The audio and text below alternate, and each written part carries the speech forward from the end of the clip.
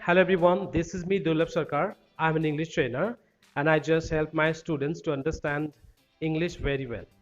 Anyway, so the purpose of today's video is to analyze a poem from class 12 standard syllabus West Bengal board. The poem is On Killing a Tree written by G. Patel. But this poem I'm going to explain from English to Bengali so that the students can easily grab the idea or the theme of this poem very beautifully in their mother tongue. Anyway, so without wasting any more time, let's get started with the Bengali analysis of this beautiful poem. Okay, so the first stanza of this poem says, তো কবিতাটার first স্ট্যান্জা যেটা আছে, কবিতার প্রথম স্ট্যান্জাতে কবি এটাই বলতে চেয়েছে যে no matter how hard we try to kill a tree, we cannot kill it completely. It has the healing power. তো আমরা যতই চেষ্টা করি না কেন একটা গাছকে মারতে, তো আমরা কিন্তু অত সহজে গাছকে মারতে পারি না, রাইট? সো দেখি তাহলে line wise analysis. First line কি বলছে? It takes much time to kill a tree. Not a simple jab of the knife will do it. Okay, so let me explain these two lines first. প্রথমে এই দুটো লাইনকে আগে ভালো করে বুঝিয়ে দিই। তো ফার্স্ট লাইনে কবি বলেছে it takes much time to kill a tree. That means আমরা যদি একটা গাছকে মারতে যাই, it takes a long time, it takes much time to kill a tree. একটা গাছকে মারতে হলে অনেক সময় প্রয়োজন হয়, ঠিক আছে? আর কি, not a simple jab of the knife will do it. এর মানে হলো we cannot even cut down the tree by a single jab of the knife. ওকে, একটা ছুরি দিয়ে আমরা কিন্তু গাছকে যদি মারার চেষ্টা করি, হত্যা করার চেষ্টা করি, গাছটা কিন্তু অত সহজে মরে যায় না, because it has a healing power also. So the poet has described in this stanza how a small plant grows up into a big tree by consuming the earth, by consuming the sunlight and the necessary elements from the environment, and finally it reaches to its highest growth. তো অবশেষে এখানে আমরা কি দেখেছি যে একটা চারা গাছ কি করে ধীরে ধীরে বড় হয় এবং একটা বড় বৃক্ষে পরিণত হয় অবশেষে, ঠিক আছে? তো এটাকে মারা বা এটাকে একটা ছুরি দিয়ে আঘাত করা অত সহজে মারা যায় না। Okay, so the second line says, it has grown slowly, consuming the earth. It has grown slowly, consuming the earth, rising out of it, feeding upon its crust. Okay, so what does the poet want to mean? The small plant, when it slowly grows up into a big tree, it absorbs years of sunlight and it consumes the mineral, the necessary elements from the environment.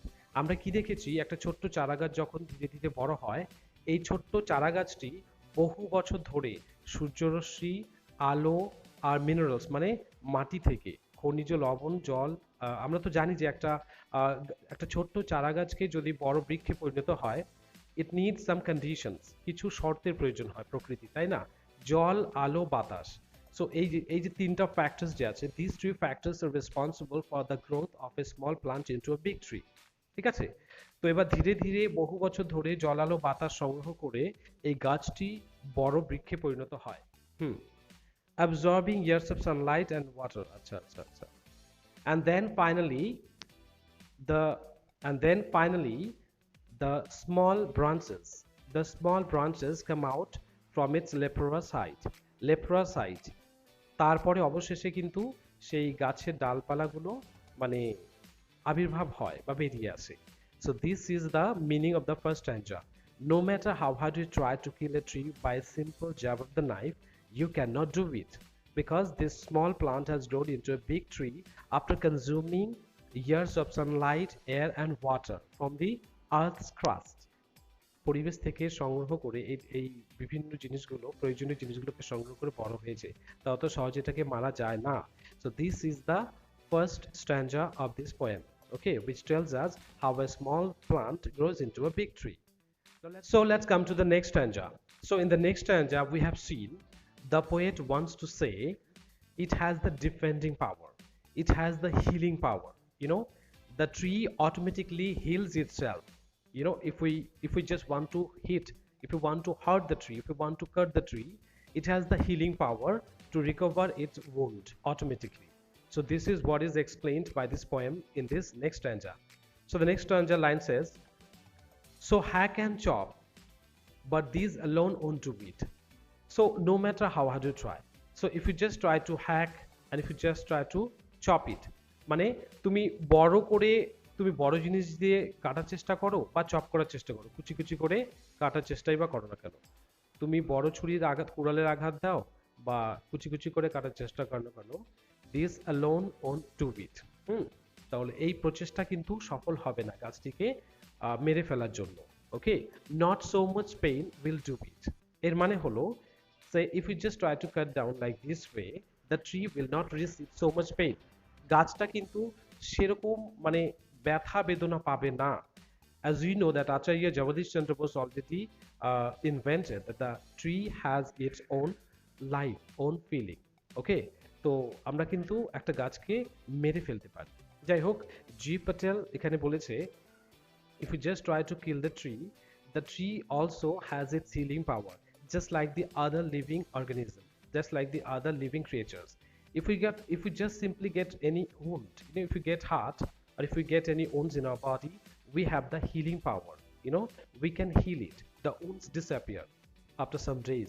If we just take a medications or if we just apply any medicines or ointment, just like the same way the tree has also its healing power. If we try to cut it down, it has the automatic healing process, okay, by which it can get its recovery. Okay, তাই তো গাছকে যদি আমরা কেটে ফেলার চেষ্টাও করি, সে কিন্তু নিজে নিজে আবার সেটা সেরে ওঠে, খুব একটা ব্যথা আমরা সেটাকে দিতে পারি না। The bleeding bark will heal, and from close to the ground will rise curled green twigs, miniature boughs, which if unchecked will expand again to former size.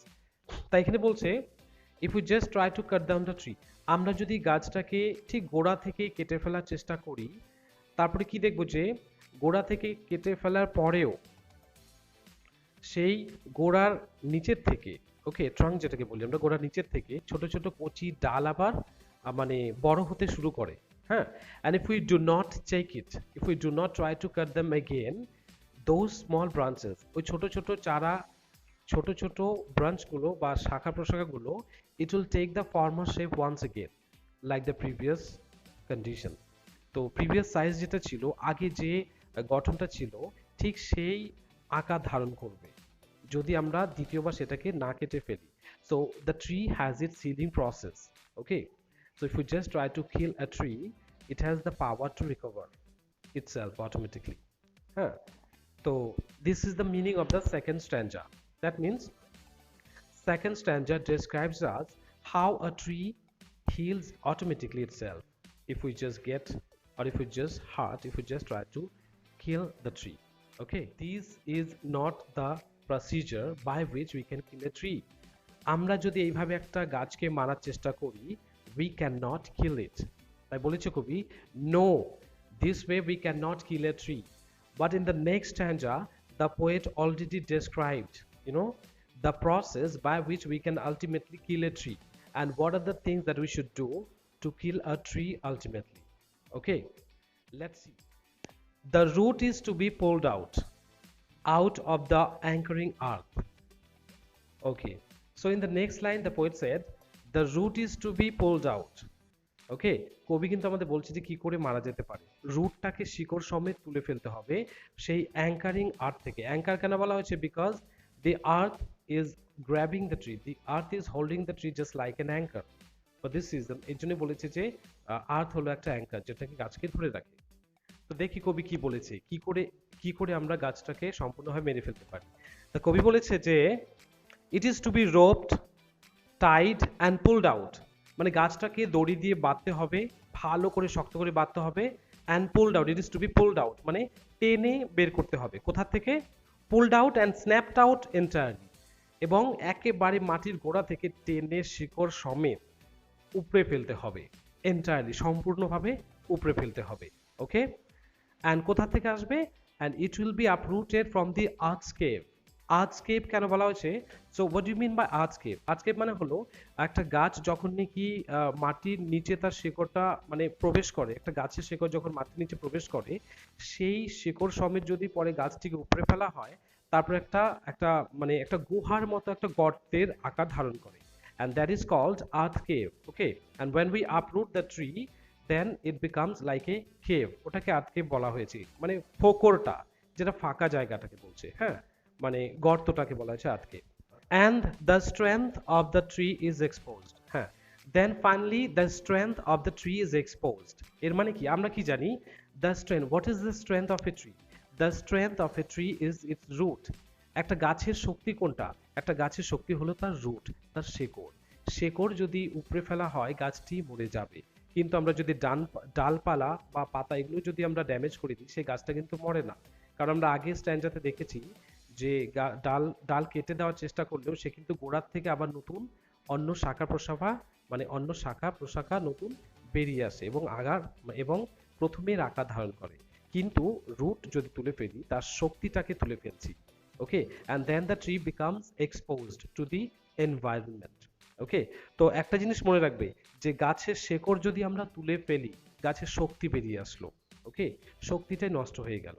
Now the tree doesn't have the power anymore to recover its wound.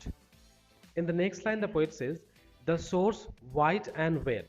source মানে শেকড়টা কেমন হয়, আমরা জানি যে উদ্ভিদের মূল সাদা হয়, তাই না, সাদা হয় and it is wet এবং ভেজা হয় just because it remains underground, তো মাটির নিচে থাকায় তো মিনারেল বা জল তো পাই আমরা জানি, এই কারণেই ওটা ভেজা থাকে। আর হোয়াইট থাকে কেন, যে লিউকোপ্লাস্টিড, মূলের মধ্যে আমাদের একটা প্লাস্টিড দেখতে পাই, প্লাস্টিড তোমরা পড়ে থাকবে ক্লাস 10 স্ট্যান্ডার্ডে। লিউকোপ্লাস্টিডের কারণে মূলের রং সাদা হয়, ইউনো, বিকজ লিউকোপ্লাস্টিডের কোনো রং হয় না। যেমন ক্রোমোপ্লাস্টিডের জন্য উদ্ভিদের ফুল ফল পাতার রং হয়, ঠিক আছে, বাট সাদা হয় আর ভেজা হয়, ভেজা মাটির নিচে থাকে তাই। The root is the most sensitive part of a tree, কারণ কি এই রুটের মধ্যে যদি কোনো ড্যামেজ হয় the entire tree will die. Okay, তো এই জন্য বলেছি যে এর জন্য কবি বলেছে the root is the most sensitive part of a tree, and that is hidden for years inside the earth, যেটা নাকি লুকানো থাকে, আর and this is hidden for many years, আমরা জানি যে রুটকে দেখা যায় না, এটা লুকানো থাকে, তাই কবি বলেছে the most sensitive and hidden for many years inside the earth. So this is what the poet tells us. The final lines of the last stanza, ঠিক আছে। তো লাস্ট স্ট্যান্জা আছে then the matter of scorching and choking in sun and air, browning, hardening, twisting, withering, and then it is done.